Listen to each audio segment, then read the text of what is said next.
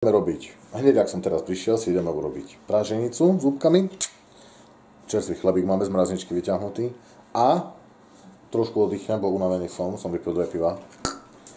A potom pečienka na húbkach na smotanke. Takže dneska máme program. Tým, že ideme všetky huby variť hneď, neideme sušiť, tak všetky ideme očistiť, dáme si ich do vody, nech sa proste namočia a tak ďalej. A oddelím si tie, ktoré sú modráky a suchohryby, tie pôjdu spolu a dubáky a kozáky pôjdu spolu.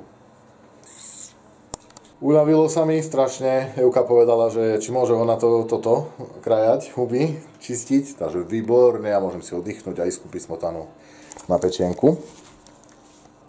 Najpíšnejší som z tých, toto je hej, toto je dubák, ľudia, krásny, čistúčky.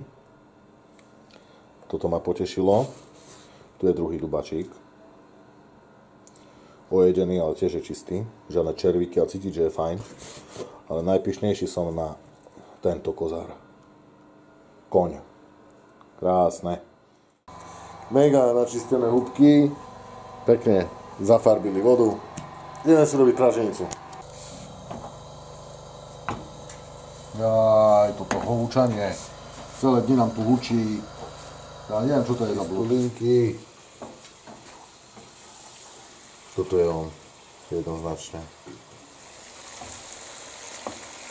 Joj. Húbky na maslo už sa prážia fajne. Takže tak, to sa nám krásno spiekli hrybiky.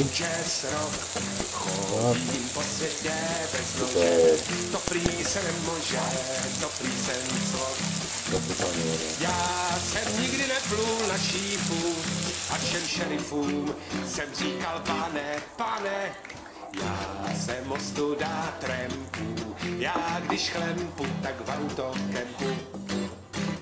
A povídal mi frajer Joe jen žádný legrácky, jen žádný legrácky, a jinak chytneš na banjo čestný čundrácký, a čestný čundrácký, a prý se můžu vrátit zpět, až dám se do cajku, až dám se do cajku, a odříkám jim nazpaměť akordy na vlajku,